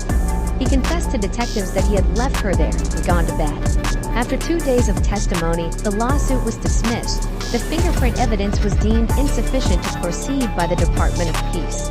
Since then, police have linked the DNA found in the case to that found in Isaacson's case, and it was a match. According to Clark County District Court documents, Martin was also awaiting punishment for open and gross lewdness when Stephanie died on July 1, 1989. He was charged with 5 counts of open and gross lewdness in January 1989, one for each of the ladies he was accused of publicly exposing himself to. March pleaded guilty to 1 offense in April, and the others were dropped. He was sentenced to a maximum of 1 year of probation on August 29, and 9 months later, he was released from probation. With the money donated to Othram Lab, Metro hopes to analyze at least 1 more cold case. Investigators are now trying to figure out why Martin killed himself, and if he had any other victims. I'd like to think that he committed suicide because of the things he was doing, Long said, but I can't tell you that at this point. Julian Hanson. Julian Hanson was 15 years old when she disappeared on July 7, 1972, in Naperville, Illinois. She sang in the school chorus, was a member of the school band, and taught Sunday school. She took her brother's bicycle one summer evening after school to bike to a baseball game. She was never going to come back. Julie was reported missing to the police after she failed to return home. Officers and community volunteers investigated the area around 80th Street and Knollwood Road and recovered her abandoned bicycle. Julie's body was discovered the next day in a cornfield near Modoff Road and 80th Street. She had been kidnapped, raped, and murdered, and she had 36 wounds on her body from a sharp instrument. Despite their best efforts, investigators were unable to identify a suspect in the case and make an arrest. Major Morris, a convicted killer, was a suspect in the murder, but there was no evidence linking him to the crime scene. Morris assassinated Roberta "Bobby" Anderson, a 16-year-old girl, on September 1973. Bobby had been thrown on abandoned farmland less than a mile from her home and was discovered with 60 stab wounds. Both killings took place in the early 1970s, and the victims were adults and girls who had been raped, stabbed multiple times, and dumped in rural places. Morris was a kid working as a trash collector at the time of Anderson's murder, and he relocated suspiciously a few days after his body was discovered. Major Morris was free for 23 years before being apprehended in 1992 for the murder of Bobby Anderson when authorities received a blood sample linking him to the crime. Morris then confessed to the rape and murder in a police report. Morris' involvement came as a great shock to his wife, friends, and family. When asked to describe him, they described him as a gentleman, and police discovered he had no criminal record. Margaret Stern went missing in September 1978 after attempting to hitchhike home from work. Morris was later accused of Stern's murder, and he later admitted to it. Both of his victims' remains were located close to where Hanson's body was discovered in 1972. However, Morris was not Julie and Hanson's assassin. Bruce Everett Lundahl, an American serial killer and rapist, was ruled out as a possibility in 2020. Lundahl was a suspect in a dozen other rapes and killings that occurred in the 1970s and 1980s, including the 1976 murder of a 16-year-old girl in DuPage County. In April 1981, while stabbing a teenage kid to death in his flat, the attacker accidentally stabbed himself in the thigh. Lundahl's injury was fatal, and he succumbed to his injuries immediately. Bruce Everett Lundahl was active around the time of Julie and Hanson's murder and used a similar method to her killer. He raped his victims and repeatedly stabbed them to death. He also lived in Illinois. His DNA was compared to that found at the Hanson crime site in 2020 and determined to be unmatched, ruling him out as the perpetrator. In 2021, a suspect was finally found and charged for Julie's murder. Mary Lee Welley, aged 76, was arrested in Mankato, Minnesota. Hanson was in his late 20s at the time of her murder and lived less than a mile from the victim's family home. The key to cracking the case was genetic genealogy, and Hanson's assassination was never regarded as a cold case. Despite the lack of evidence, cold case investigators never gave up on the case and worked on it for nearly 50 years. With the advancement of DNA technology, investigators were able to get closer to the criminal. A small amount of DNA left behind at the crime scene was used to create a genetic profile of the killer. The profile was then entered into commercial genetic genealogy databases, where a DNA sample from one of Welpley's relatives had been uploaded. Detectives then put out a family tree that led them to Mary Lee Welpley. Julie Hanson's family said in a statement, "As you might assume, it has been a long journey for our family. We are forever grateful for all those who have worked on this case throughout the many years." Welpley was arrested for Hanson's murder and held in a Ramsey County jail on a $10 million bond. He has been extradited to Illinois, where he will stand trial for his crimes. Progress in DNA technology is going on at an amazing speed. With such great development, we can expect hundreds of other serial killers to be caught and brought to justice for their crimes. Here's to hoping that the victims' families finally find peace and closure.